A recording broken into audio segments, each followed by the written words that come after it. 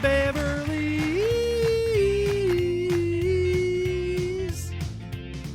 Midweek Freak Treat, The Beverlys. Episode 3, The Beverly Runaway. I'm Adam, and you're in. And now I can talk, and that motorcycle revving just makes me want to get on a two-wheeler and ride, baby, down to Sturgis and show 'em my true colors, you know what I mean? Let them shine through, that's why I love you. Oh, I love you too. You know when you hear the hogs revving that it's time for some preteen girl singing action. Just a real treat with the Beverlys and old Tommy Blaze Man.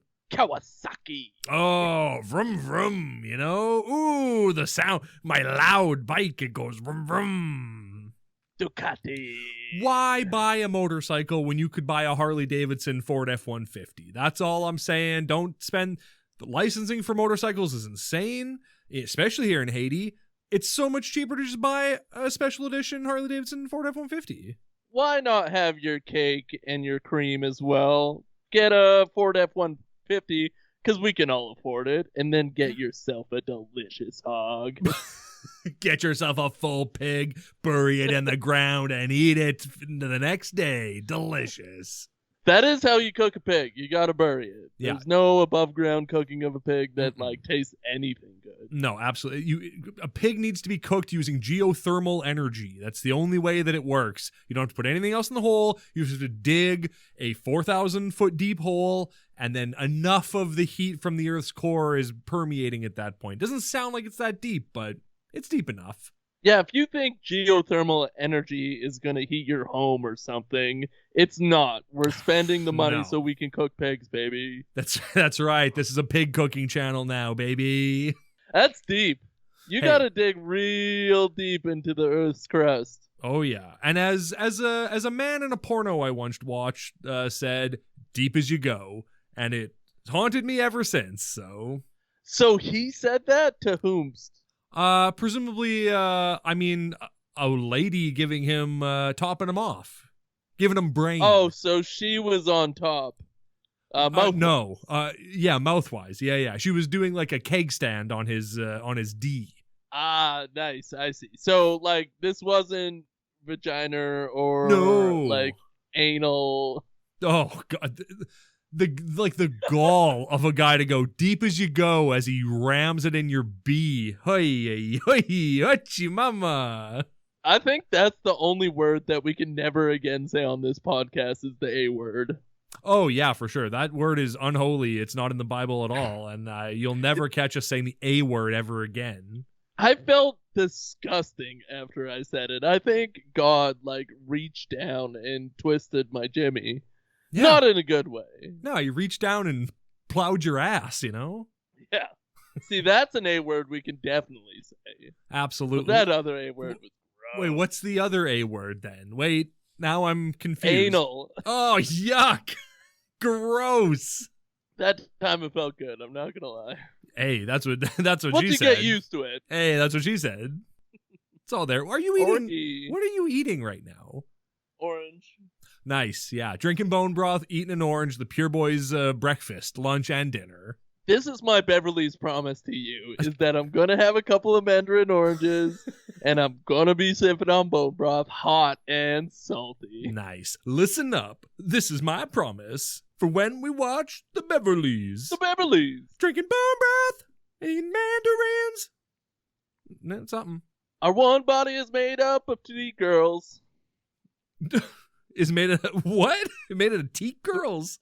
I wanted to relate to the audience that our bodies are made up of 3 preteen girls in a trench coat. You know? Oh, yeah, for sure. Of course. Yeah. We've been stacked up this whole time. So technically there's 6 preteen girls representing the Pure Boys, Adam and Steve. Each of us is made up of 3 preteen girls stacked on each other. Yeah, we're each a Beverly, and together we're the Beverlys. We're the Royal Beverlys. Oh, man. Why not make that the show? The Royal Beverlys. Why not? Hey, every week we ask, why not just change the name of the show to the Royal Beverlys? You want it. You want it so bad. So just do it then. Just give it to us. Yeah, deep as you go. Deep as you go. That really has haunted me my entire life. I saw it in a pornographic movie once, and it's haunted me. I've never said it to a lover. I'd feel horrific saying that to somebody. My wife? Could you even imagine? Oh, I couldn't. Happy Valentine's Day. Well, Happy Valentine's Day. I think your wife is the perfect person to say deep as you go. Because you know each other. You've explored every inch of your bodies. Your wife is the perfect person. Don't put that on my... It's your wife, all right, pal? Your wife's the perfect one to say deep as you go to. Not my wife. I'm talking about everybody's wife or husband. How dare you? How dare you refer to my wife as everybody's wife? It's your wife who's everybody's wife, all right, pal? Don't be putting that voodoo on me. Hey, man. Hey, man. We're taking off the gloves this episode. We're really peed at each other over Valentine's Day. We got into a bit of a scruff yesterday. So mad. I was so mad. I had to message this guy and say I love you at like 8 p.m. I hadn't heard from him all day. I was waiting for a text from my favorite co-host saying, hey, I love you on Valentine's Day, the day of love. And then I had to text him first. Embarrassing. I'm pretty sure I opened the dialogue. Yeah, you didn't say I love you. You said, oh, farts in a bag or whatever you said. I don't know. You know what? Let's go. Let's read our text messages live on air. Pulling out our phone. Pulling them out. I'm pretty sure I said gush, which is a form of love. Fair enough. Yeah, you said... I said, here comes the glue. Right. Which is absolutely love. True. And horses and elegance. And I said, bout to bust, happy Valentine's Day, I love you. So. And I said, I love you, save the bust for last, which, clever wordplay, of course. Very clever, yeah. But I refused to say happy Valentine's Day. But you know what? The clever wordplay was totally worth it. I was, I just now I thought of a good response that I should have said, the bust is yet to come. Hey! Well, sometimes it hits you and sometimes it, leaves you. Yeah. Sometimes it hits you, sometimes it leaves you. Got that in the fortune cookie. Yeah, I thought of that on the spot. Can you believe it? That's really good. You're like a modern day Socrates. Leonardo da Vinci, thank you very much. I love me some da Vinci. I know all of his stuff. Do you know all of his codes? No. Oh. I don't know codes. Nah, I don't know codes. I'm not a Mercury Rising. I don't look at TVs and know codes. I don't know. Don't show me codes! Hey, get those codes out of here. I don't know these codes. Don't even ask. I don't know these codes, I think is you could build a script around that, for sure. For sure, yeah. The first line and the last line of the script, I don't know these codes, but they're said very different ways. Bone broth break. All right, quick. Hey, listeners, now's your chance to sip some bone broth. If you're playing along at home, here's your signal. Here's the code to sip bone broth. A moment like this, some people wait a lifetime. Get yourself some bone broth. Yep. Some people will wait a lifetime for a hot, frothy piss. Ooh, did you just come up with that? Or Well, did you write that down? I feel like I sing it every time I hear a moment like this. I mean, really? If the last line is this, the last word is this, piss is such a natural rhyme for it that you try to work it in no matter what the song is. It's right there for the taking. Like, it's a big bowl of Jell-O, and nobody's had any. Yeah, and you just get to have all of it. Stick your hand right in that bowl of Jell-O, making sure nobody else tries it. What was your favorite color of Jell-O when you were a kid, and what is it now? Oh, man. First of all, thank you so much for the question. I really appreciate that.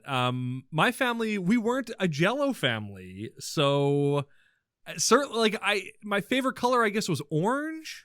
Oh, my God, orange? I mean, that is decidedly the worst one. We barely ate Jell-O. Given our druthers, we were a pudding family. So yeah. Yes, ask me what my favorite flavor of pudding is. No. Okay. So my Tapioca. favorite flavor of Jell-O when I was a kid was green. Green all the way. But I remember having red a lot. Like, red was just in the house because, adults make that decision. Mm-hmm. It was probably the biggest disappointment of my life. What was green taste like? Was that green apple or was it something that was good? It was like a lime, like a sweet lime. Oh, sitting out here looking at the gazelles, drinking, eating a sweet my lamb. Lord. Oh, a bowl of sweet lamb jello. Lordy, look who's 60. Lordy, it's E40. There he is. He goes by. You did pique my interest. What is your favorite flavor of pudding? I'm not telling you. I said it, and astute listeners will have heard me say it. So if you weren't listening, if you're too busy talking to listen, sorry, pal, you'll have to wait till this episode comes out to get that answer. What are you, my wife? You mean everyone's wife? Gotcha. Yeah, they be talking, but I don't be listening. Put on sports and just fade away. Put a beer in my hand and sports on the television, and I might as well not even have a wife. Yeah. Oh, yeah, for sure. You can talk all you want, but the brain ain't listening, baby. There's a 3-pointer. Swish. You can tell me the house is burning down, but as long as the TV's still on, I'll see you in hell. Yeah, that's why you get a generator for your TV and your cable box. In case the house burns down, you can still watch your sports. Sitting in the smoldering ruins of your house watching sports, watching the Tennessee Titans. That's a team, right? Yeah, the Titans of Tennessee. They're the best. They're huge. Of course, yeah. I mean, I'm more of a Charlottesville Hornets fan, but, basketball is baseball. Different sport, so you can like both. No, actually, that's incorrect. I recently found out that you are only legally allowed to have one favorite team across all sports. So choose wisely. Okay. Well, I'll have to think on that, and I'll get back. Snap answer. At you Who's your favorite team? Tell us right now. What kind of pudding did you like? I liked butterscotch. I was a little weird butterscotch fan. What the Yeah. Well, I mean, that's an accurate description for sure. To be, I'm a little weird butterscotch man. That's how anyone who orders butterscotch has to say it like that. Oh, I'm so sorry. Can I have butterscotch? I guess. A lot of tongue licking is involved. Yeah. It's horrible to ask for butterscotch, but I think it's worth it. It's so creamy and delicious. Fair what enough. about you? What did you say? I'm a tapioca man. Hey, if we learned anything about me on this show, I like things with little balls in them. So whether that's a bubble tea or a bowl of tapioca pudding, I'm sucking those balls. You're absolutely right. I was too much of a mensch to like tapioca. I didn't like the texture of it. The little bowls weren't my favorite back then. But I do like saying, or rather singing, tapioca. I always go, tapioca! Lovely. You have a big Austrian horn when you sing that. Yeah, tapioca! Very, very reminiscent of the 1960s. If I could just see you on top of a mountain yelling that, and then an avalanche starting at your feet and crushing a town, what a beautiful moment that would be. Yeah, I'd crush a town. Are there people in it? Yeah, full of people. It's Christmas Eve. Everyone's at home having the time of their lives, and you've decided to cast death upon this mountain community. Does God give me his blessing? Of course. He gives you the strength to murder an entire village with your words, and then you have a sip of wine afterwards to celebrate, and you lose all your powers. I lose all my powers? Hey, that's the rules. God was like, I gave Samson too many chances. I just, don't touch dead people, don't cut your hair, don't drink wine. And he did all those things. So you know what? Screw it. Now, don't drink wine. That's it. Only rule. You blew it. He does like to give out weird rules, like kill your brother, but hey, don't kill your brother. Yeah, he gave Or out... is it your father? He gave out like 10 of them at one time. And it was just like, you know what? This is good. But then, maybe we'll whittle it down a little bit. Yeah, he made sense at the beginning with those first 10. Like, don't murder somebody. I can kind of get that, unless they're really, like, murderable. Right, or unless God tells you to murder them, in which case, murder on, man. Get your hands filthy with that blood.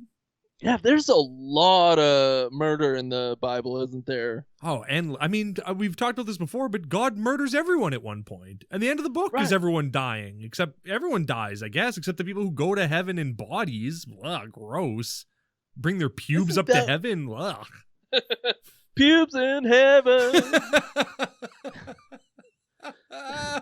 That was the original song. Yeah, he wanted his son to tell him if there were pubes in heaven. So, and he got it. He got the information. He got his answer. His son went, "Leave me alone. You're a neglectful father." Gotcha, Clapton. Gotcha. Oh man, Clapton. We should get on his arse soon. Yeah, it's about time someone took that rock god down a peg. Well, as soon as he dies, I'm probably gonna blast on Twitter. Good call. Yeah, as soon as he dies, we're just using hashtag pubes in heaven forever. We'll never talk about it again in a following episode. Mm-mm.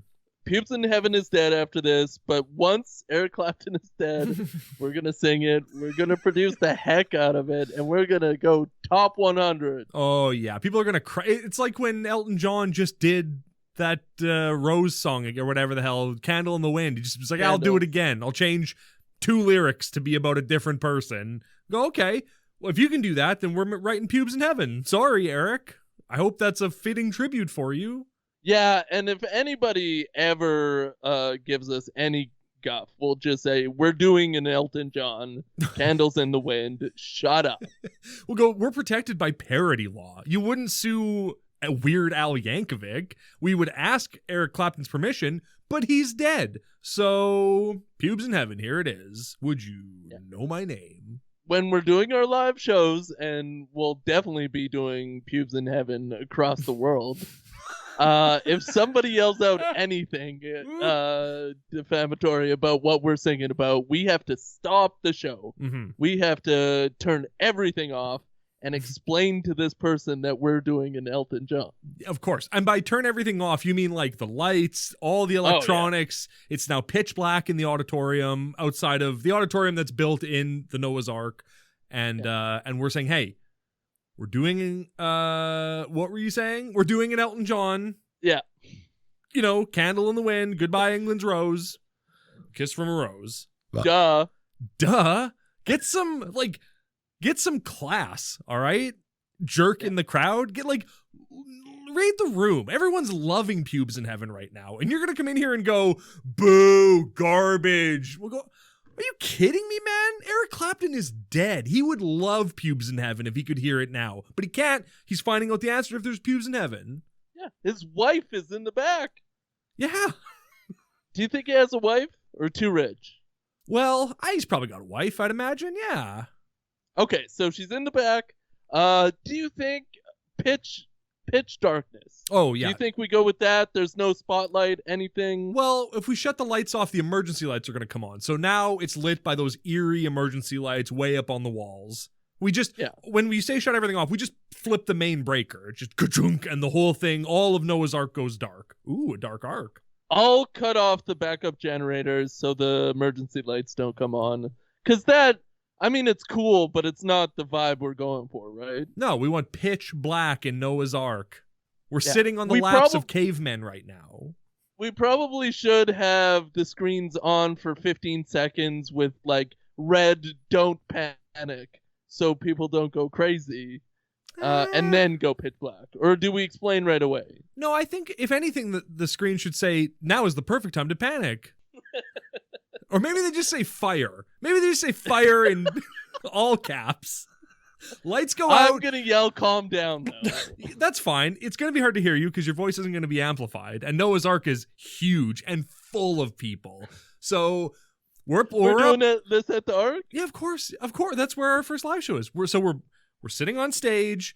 We're both playing guitar. So we learned beautiful finger picking of Pubes in Heaven. And everyone's loving it except one jerk in the back. Like the drummer from Cream is there or something, and he's really mad about us disrespecting Eric Clapton. He's dead. He doesn't care anymore. So then... Cream this. Maybe that's what he yells. He stands up and goes, cream this. And we go, ka-chunk, shut all the lights off. Big screen in all red letters. Fire. All red letters. And then that shuts off. Ark. Then that shuts off. And then we go, who yelled cream this? Who yelled that? You. Stand up. You yelled cream this? Of course, we won't be able to see if he stands up, but like we'll know. We'll get the vibe. And you'll fall off the stage because I mean you're walking forward. It's pitch black. I think that we should hide some goggles. What do you see in the dark? Oh, night vision. Yeah, we should be able to see. Sure. With night vision goggles. Here's what we do. We do like old knights used to do. We just keep one eye closed the entire show up until that moment. And then as soon as we shut the lights off, we can open that eye and we've got night vision in that one eye. So we're already set. We were preparing. I'm going to use a patch, I think. Oh, that's an even better call. Then you don't even have to worry about, I'm going to close one eye because I want the audience to think I'm winking at them the whole time and being like, pubes in heaven, can you believe it? Once this cream a-hole sits down, we'll explain to him about why I was wearing the patch and how clever we are and how good of an idea this was. And then we'll go back into pubes in heaven wherever this comes up. Because it will come up. Some a-hole is going to ask, why is this happening? It's going to be hard to get Ginger Baker, the drummer from Cream, to be at the show because he died in 2019. So we'll get him. We'll find someone else. It might not be Ginger Baker, but it'll be somebody who hasn't discovered the answer to if there are pubes in heaven or not. So are we telling everybody that this may or may not be a plant? Oh, I see what you mean. The old man who stood up and yelled "cream this" while holding up two drumsticks over his head, so we know that it's the drummer. We could just get a lookalike. I mean, we could just get your dad. No one knows who your dad is, and your dad probably loves Cream. Yeah, let's get the father in this. Let's get all familial connections in this. Oh, that's great. Yeah, for sure. Well, okay, so your dad is there. He stands up. He goes, "Cream this." Then my dad flips the breaker, shuts all the power off to the Ark. Meanwhile, my sister has locked all the doors so that nobody can leave. Boom. Chains or no? People might notice the sound of chains being wrapped around the door handles. Clanking chains. Exactly. Yeah. Maybe people might recognize that. Maybe she just like sticks a bar through the door handles or something like that, or puts a chair up against the door so it can't open. Yeah, some kind of whatever she can improv on site. Exactly. Power goes out. Ka-chunk. Shut the lights off. Bright red letters on the screen. Fire. And it flashes like for 15 seconds. Fire, fire, fire, fire. A good 15 seconds. Has to be a whole 15. Panic is setting in. And now we calm the audience down by quietly on our acoustic guitars playing Pubes in Heaven. The whole audience calms down. We turn the lights back on. Ginger Baker has been crucified on stage. I'm sorry to your dad. We're going to have to kill your dad. I'm really sorry. But he volunteered for this. The murder has to be real. Yeah, we'll fake everything else. The fire, fake. Eric Clapton's death, possibly fake.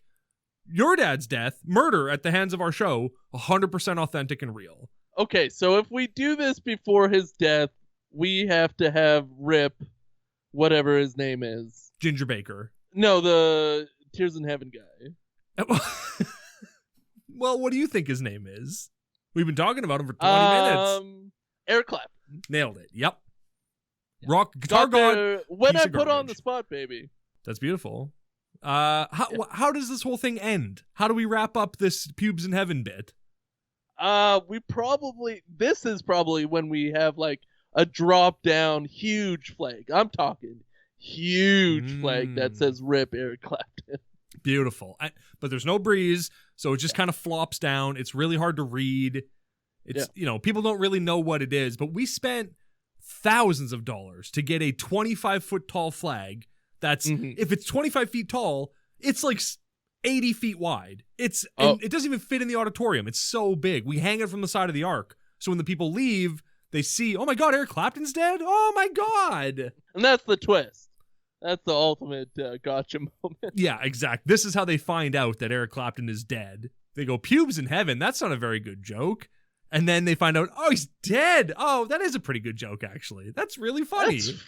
That's funny. Yeah. That's really clever. That gives us something to think about on the way home. Eric Clapton is dead. Huh. Pubes in Heaven. All right. Sure. Wow. Now that we're putting some distance between us and that awful experience at Noah's Ark and then finding out that Eric Clapton's dead, that's a pretty good bit. That's a pretty funny joke that those guys came up with. Yeah, they're going to be saved. We're going to save a lot of people that day, for sure. God bless pubes, God bless pubes. All I can think about is that in heaven, if bodies got taken up to heaven, you would find pubes everywhere. What do you mean? I mean, like, on a chair. Like, everything's white. It's all clouds, so a pube would stand out like crazy.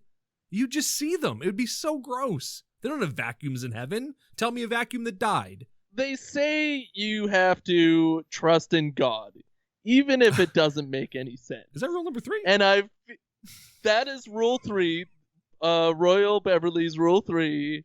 No matter what God's crazy plan is, you will never know it, but you just gotta trust it. And I trust that God is gonna clean up the pube somehow. He's gonna figure out the pube problem. He's gonna zhuzh up heaven. He's gonna blow his holy breath all over the ground, and that's gonna just blow away all the pubes are gonna blow off the clouds and rain down on the earth. Maybe everybody's got pubes, but they're clear. Or maybe they're different colors, or maybe they disintegrate after they fall off. Who knows? But he's got a plan. I love the idea of pubes like gently falling from heaven and like a child running outside being like, it's snowing, and just like like sticking their tongue out. Pubes? And no, son. Maybe that's oh man, pubes in heaven.